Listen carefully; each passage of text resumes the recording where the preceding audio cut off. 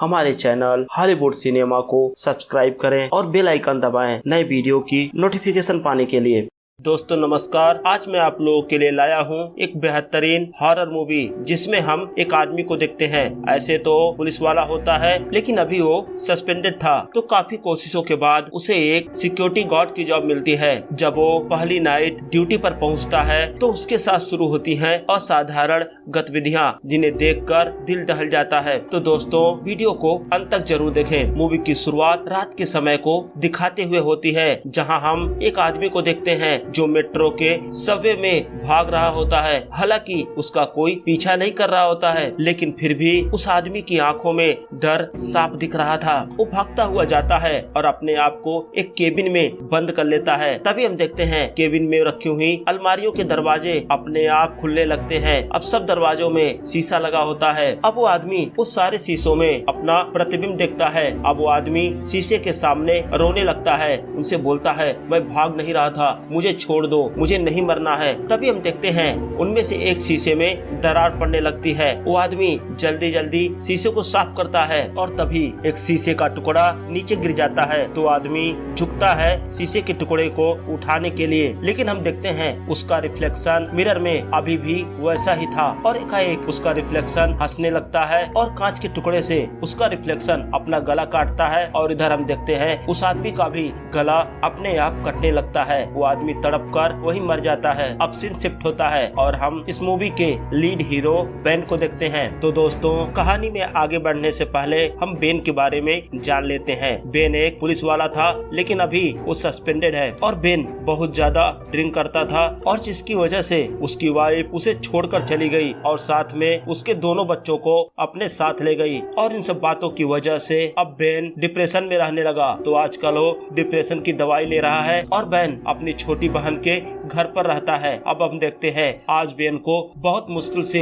एक night watchman की job मिली है। जब बेन वहां पहुंचता है तो उसकी मुलाकात लॉरेंस से होती है। लॉरेंस उसे बताता है कि यह एक पुराना डिपार्टमेंटल स्टोर था, लेकिन 5 साल पहले भीषण आग लगने की वजह से यहाँ सब कुछ जलकर खत्म हो गया। लेकिन स्टोर के मालिक और इंश्योरेंस कंपनी के बीच में अभी भी कोर्ट केस चल रहा है, जिस वजह से उन्हें यहाँ के सामान हटाने की अनुमति नहीं है। और यही वजह है यहाँ रात में एक गार्ड की जरूरत है। और साथ ही लॉरेंस ये भी बताता है कि डिपार्टमेंटल स्टोर खुलने से पहले यह एक हॉस्पिटल हुआ करता था। अब लॉरेंस बेन को उसकी जॉब के बारे में बताता है। वो बोलता है कि हर 3 घंटे में तुम्हें एक बार आकर पूरे हॉल का चक्कर मारना होगा। अब जब बेन अंदर जाता है तो देखता है पूरी की पूरी बिल्डिंग जली हुई थी, लेकिन वहाँ लगे हुए मिरर्स अभी भी बिल्कुल साफ थे। जब बेन लॉरेंस से पूछता है कि आखिर मिरर इतने साफ क्यों है, तो लॉरेंस बताता है उससे पहले वहाँ पर जो नाइट सिक्योरिटी गार्ड था उसका मिरर के साथ कुछ अलग ही लगाव था।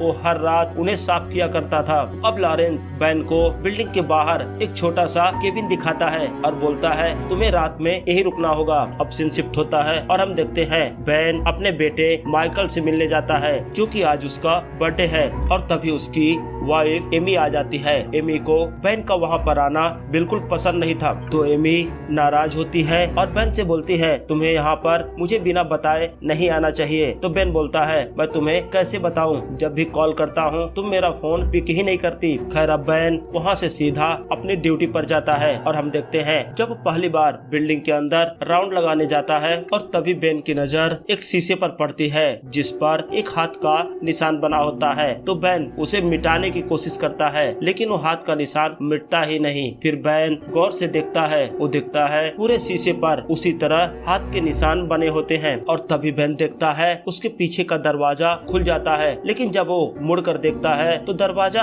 बंद होता है। अब बेन सोचने लगता है कि क्या उसके अलावा भी इस बिल्डिंग में कोई और है। वो दरवाजे को खोलकर अंदर जाता है तो देखता है वो एक बेसमेंट होता है और बेसमेंट में नीचे पानी भरा था। अब सीन शिफ्ट होता है और हम देखते हैं जब बेन दिन में अपने घर के वॉशरूम में जाता है तो मिरर में उसका चेहरा बिगड़ा नजर आता है। यह देखकर बेन डर जाता है और उसके मुंह से चीख निकल जाती है, लेकिन फिर बेन देखता है उसका चेहरा बिल्कुल सही होता है। तो बेन को लगता है शायद हो सकता है उसका ये भ्रम हो, क्योंकि आजकल वो डिप्रेशन की दवाइयाँ ले रहा है और हो सकता है उन दवाइयों का ही साइड इफेक्ट हो। अब अगली रात जब बेन अपने ड्यूटी पर होता है और उस बिल्डिंग के अंदर चक्का लगाने जाता है, तो दोबारा उसकी नजर एक और शीशे पर पड़ती है। उस पर भी उसी तरह हाथ का निशान होता है। जब बेन अपना हाथ उस निशान पे रखता है तो हम देखते हैं वो शीशा क्रैक हो जाता है और बेन का हाथ कट जाता है। लेकिन जब बेन दोबारा पीछे मुड़ता है तो देखता है उस शीशे से वो क्रैक का निशान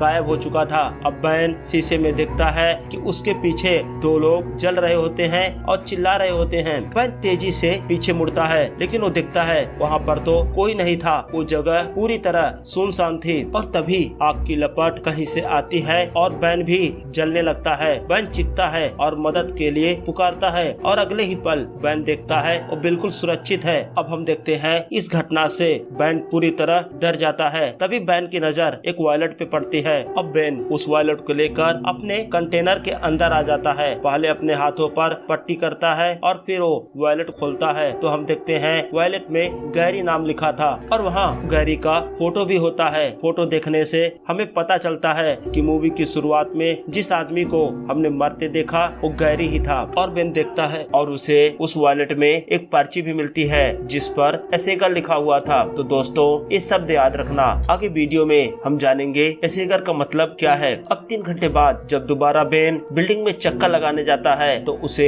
एक औरत की चीख सुनाई देती है। तो बेन भागकर उस कमरे में जाता है तो देखता है वो एक चेंजिंग रूम था। वो हर एक चेंजिंग रूम को चेक करता है लेकिन वहाँ कोई नहीं होता है। लेकिन जैसे ही बेन मुड़ता है शीशे में देखता है कि चेंजिंग रूम से एक लड़की का हाथ बाहर निकल रहा होता है। वो दोबारा चेंजिंग रूम के अंदर जाता है लेकिन वहाँ कोई नहीं होता। अब बेन उस शीशे को चेंजिंग रूम के सामने लाकर रख देता है और शीशे में देखता है एक लड़की जल रही होती है। हालांकि जब भी बेन पीछे मुड़ता है उसे कोई नहीं दिखता। और वही दूसरी तरफ हम बेन के बेटे माइकल को देखते हैं जो नींद में चिल्लाने लगता है। तो एमी जाकर माइकल को संभालती है। माइकल बोलता है कि उसने शीशे में एक औरत को देखा। तो एमी को लगता है हो सकता है माइकल ने कोई सपना देखा हो। अब एमी जाकर अपने कमरे में सो जाती है, लेकिन तभी हम देखते हैं उसकी टीवी के अंदर उसी जलती हुई औरत को अब सीन शिफ्ट होता है। और हम देखते हैं अगले दिन जब बेन घर पर होता है तो एक कोरियर आता है। लेकिन जब बेन देखता है कोरियर भेजने वाले का नाम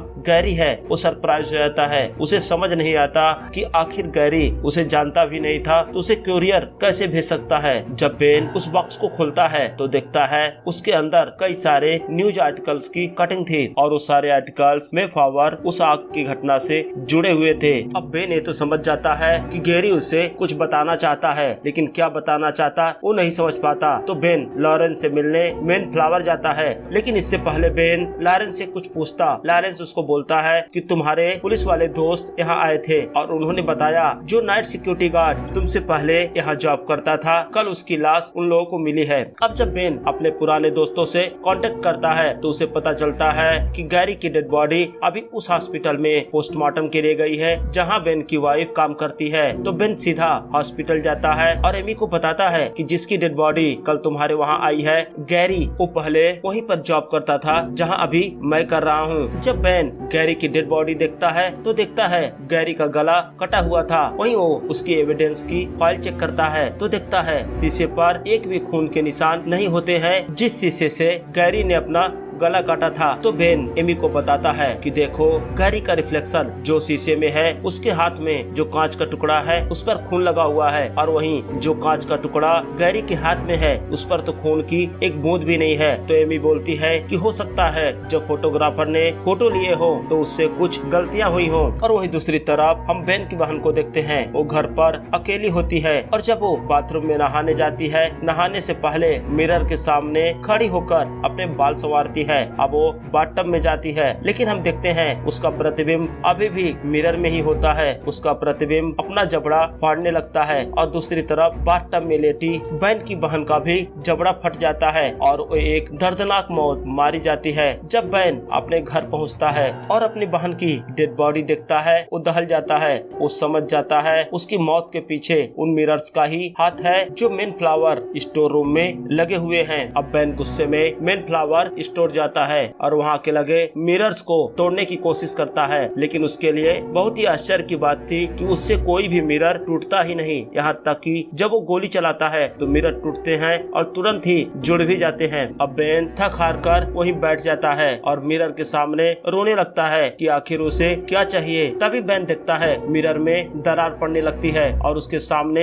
एक नाम लिख कर आता है, एसेगर। अब बेन समझ जाता है इन सब घटनाओं का एसेगर से कुछ तो संबंध है, क्योंकि गैरी के पर्स में भी उसे यही नाम मिला था, एसेगर। अब बेन घर जाता है और गैरी द्वारा भेजे गए उस पार्सल की न्यूज़पेपर की कटिंग चेक करता है और साथ ही अपने पुराने दोस्तों को कॉल करता है जो अभी भी पुलिस डिपार्टमेंट में है। उनसे बोलता है पिछले 5 साल के रिकॉर्ड चेक करो और देखो किसी केस में एसेगर नाम है क्या। तो बेन को उस पार्सल में एक न्यूज़पेपर की कटिंग मिलती है जिसमें लिखा था कि मैनफ्लावर को उसके सिक्योरिटी गार्ड बेरी ने ही जलाया था, और वहीं दूसरे न्यूज आर्टिकल में लिखा था कि बेरी ने अपने पूरी फैमिली को मार दिया। अब बेन उस सिक्योरिटी गार्ड बेरी के बारे में पता करता है तो उसे पता चलता है कि बेरी को सजा हो गई थी, लेकिन उसकी मानसिक स्थिति सही नहीं थी, तो इसलिए उसे एक मेंटल हॉस्पिटल में एडमिट कर दिया गया। तो बेन उस मेंटल हॉस्पिटल में जाता है तो बेन को वहाँ पर बेरी से रिलेटेड एक वीडियो मिलता है जिसमें बेरी बोल रहा होता है कि उसने अपनी फैमिली को नहीं मारा है, उसकी फैमिली को उन मिरर्स ने मारा है जो मैनफ्लावर स्टोर रूम में है, क्योंकि उन मिरर्स ने उससे बोला था एसेगर को ढूंढने के लिए, लेकिन वो एसेगर को ढूंढने में असफल हुआ और इस वजह से वो मिरर्स उसकी फैमिली को मार दिए। बेरी के मुंह से एसेगर का नाम सुनकर बेन डर जाता है और समझ भी जाता है कि उसकी फैमिली भी अब खतरे में है, क्योंकि मिरर्स उससे भी एसेगर की ही डिमांड कर रहे हैं। तो बेन सीधा अपनी वाइफ एमी के घर जाता है और उसके घर पे लगाए हुए सारे मिरर्स को हटाने लगता है, लेकिन तभी वहाँ एमी आ जाती है और एमी बेन पर नाराज होती है और उसको वहाँ से जाने के लिए बोलती है। अब बेन रास्ते में सोचता है कि आखिर वो एसेगर के बारे में कैसे पता करे। तभी बेन को ध्यान आता है कि वो डिपार्टमेंटल स्टोर के हर एरिया में जा चुका है, सिर्फ उसने कभी बेसमेंट को नहीं चेक किया। तो आज बेन बेसमेंट में जाता है तो उसे वहाँ पर पुराने हॉस्पिटल का एक बोर्ड दिखता है, जैसा कि लॉरेंस ने उसे बताया था कि यह जगह डिपार्टमेंटल स्टोर बनने से पहले एक हॉस्पिटल हुआ करता था। अब बेन आगे बढ़ता है तो उसे एक दीवार में छेद दिखता है। जब ईंटों को हटाता है तो देखता है उसके अंदर एक कमरा बना होता है। कमरे के बीच में एक चेयर होती है और चारों तरफ मिरर्स लगे होते हैं। तो दोस्तों वो एक साइकोमेंटियम रूम था। साइकोमेंटियम रूम एक छोटा बंद कमरा होता है जिसके बीचों बीच में एक कुर्सी लगाई जाती है और चारों तरफ मिरर लगाए जाते हैं, और इस तरह के रूम का इस्तेमाल बहुत पुराने जमाने में मरे हुए लोगों की आत्माओं से बात करने के लिए किया जाता था। अब बेन स्टोर से बाहर आता है और अपने एक फ्रेंड को कॉल करता है और उसको बोलता है सेंट मैथ्यूज में एडमिट पेशेंट की डिटेल ढूंढने के लिए, और थोड़ी देर बाद उसका फ्रेंड उससे आकर मिलता है और वो बताता है कि उस पेशेंट का नाम एना एसेगर था, लेकिन वो 12 वर्ष की उम्र में ही मारी गई, क्योंकि एना मानसिक रूप से बीमार थी और उसका ट्रीटमेंट सेंट मैथ्यूज हॉस्पिटल में चल रहा था। लेकिन एक सुबह वहाँ सारे मरीजों ने अपने आप को खत्म कर लिया। अब बेन सोचता है कि एना एसेगर अगर मर चुकी है तब उसे अब कैसे ढूंढेगा, लेकिन बेन उसकी फाइल लेकर अपने घर जाता है और जब बेन एना की फाइल चेक करता है तो उसे उस फाइल में एना का एक फोटोग्राफ मिलता है और साथ ही वहाँ उसे एक पेपर मिलता है जिसमें लिखा था कि एना अब पूरी तरह ठीक हो चुकी है और उसे हॉस्पिटल से डिस्चार्ज किया जाता है। तो इसका मतलब उस दिन एना नहीं मारी गई थी और हो सकता है एना अभी जिंदा हो। और वहीं दूसरी तरफ हम एमी को देखते हैं। जब वो माइकल के कमरे में जाती है तो देखती है माइकल मिरर के सामने बैठकर बातें कर रहा होता है। जब एमी माइकल को बुलाती है तो माइकल मिरर के सामने से उठकर कमरे से बाहर चला जाता है, लेकिन एमी देखती है माइकल का रिफ्लेक्शन अभी भी मिरर के अंदर होता है। ये देखकर वो डर जाती है। वो बेन को कॉल करती है, क्योंकि कुछ दिन पहले ही बेन ने उसे बताया था कि वहाँ के मिरर्स ही सब प्रॉब्लम कर रहे हैं। अब बेन एमी के घर आता है और सारे मिरर्स पर पेंट कर देता है या टेप लगा देता है, लेकिन बेन जानता था कि मिरर पर पेंट करने से ये प्रॉब्लम सॉल्व नहीं होगी। तो बेन अना ऐसा करके घर जाता है। जब बेन अना के घर पहुंचता है तो वहाँ उसकी मुलाकात अना के भाई से होती है। वो बताता है कि जब अना हॉस्पिटल से ठीक होकर घर वापस आई तो घर में मिरर के साथ उसको कुछ प्रॉब्लम होने लगी। तो हम लोगों ने उसे ऐसी जगह भेजा जहाँ पर कोई मिरर ही नहीं है। तो बेन उससे जगह का नाम पूछता है तो बताता है सेंट अगस्टियन मोनेस्ट्री। अब बेन वहाँ से सीधा सेंट अगस्टियन जाता है। तो बेन की मुलाकात अना से होती है। वो देखता है अना जिंदा थी और स्वस्थ थी। यह देखकर बेन बहुत खुश होता है। अब बेन अना को बताता है कि उसका परिवार खतरे में है और उसके कारण है सेंट मैथ्यूज के वो मिरर्स जो आपका बेसब्री से इंतजार कर रहे हैं। तो अना बोलती है कि वो मिरर्स उसका इंतजार नहीं कर रहे हैं। उन मिरर्स में एक डीमन कैद है। वो डीमन ही उसका इंतजार कर रहा है। और वो बताती है कि उसको एक डीमन ने पोसेस्ट कर लिया था, लेकिन जब वो इलाज के लिए हॉस्पिटल के उस कमरे में रखी गई जहाँ सब तरफ मिरर्स लगे थे, तो वो डीमन मेरे बॉडी से निकलकर उस मिरर में कैद हो गया। और उसके बाद से उस डीमन ने जितने लोगों को मारा उन सब की आत्माएं उसी मिरर में कैद होती जा रही हैं। और अगर मैं दोबारा उस हॉस्पिटल में जाऊंगी तो डीमन मिरर से निकलकर मेरी बॉडी में आ जाएगा। अब बेन अना को बोलता है उसके साथ चलने के लिए। पहले तो अना मना करती है, लेकिन बाद में वो उसके साथ चलने के लिए तैयार हो जाती है। और बेन अना को लेकर उस मिरर वाले रूम में जाता है। तो अना उसको बोलती है वो उसको उसी चेयर पर बांध दे और वहाँ से चला जाए। तो बेन ऐसा ही करता है, उसको वहीं पर बांध कर उस रूम के बाहर जाकर छिप जाता है। हम देखते हैं उस मिरर में कैद आत्माएं अब बाहर निकलती हैं और एक एक करके अना के शरीर में प्रवेश करने लगती हैं। पर वहीं दूसरी तरफ हम एमी को देखते हैं। वो देखती है माइकल अब बिस्तर पे नहीं था। वो उसको ढूंढने के लिए बाहर आती है तो देखती है ग्राउंड फ्लोर पर पानी भरा हुआ था और माइकल वहीं बैठा होता है। लेकिन जब तक एमी माइकल के पास जाती है वो देखती है एक अनजान शक्ति माइकल को पानी के अंदर खींच लेती है। अब सारे मिरर्स में एकाएक धमाका होता है और इधर हम देखते हैं अब माइकल भी पानी से बाहर आ चुका था। अब बेन दोबारा उस कमरे में जाता है तो देखता है चेयर पर अब एना नहीं होती और तभी एना उस पर हमला करती है। हम देखते हैं एना का चेहरा अब भयानक हो चुका था क्योंकि एना के अंदर वो डीमन और बहुत सारी आत्माएं आ गई थी। तो एना बेन पर हमला करती है। बेन अपने आप को बचाने के लिए गोली चलाता है तो गोली वहाँ के एक गैस पाइपलाइन में लगती है और वहाँ धमाका होता है और उस धमाके के साथ एना भी मारी जाती है। लेकिन तेज धमाके की वजह से कमजोर बिल्डिंग गिरने लगती है। अब बेन वहाँ से भागने की कोशिश करता है लेकिन बिल्डिंग का एक बड़ा हिस्सा उसके ऊपर गिरता है। अब अगले सीन में हमें दिखाया जाता है कि वहाँ पुलिस अब आ चुकी थी और इधर हम देखते हैं बेन भी एक पिलर के नीचे दबा होता है और अपने आप को बाहर निकालता है। लेकिन जब बेन बाहर आता है तो देखता है उसको कोई नोटिस ही नहीं कर रहा था और साथ ही बेन देखता है जो कुछ भी लिखा होता है वो उसे उल्टा दिखता है। और वही बेन देखता है कि पुलिस वाले किसी की डेड बॉडी को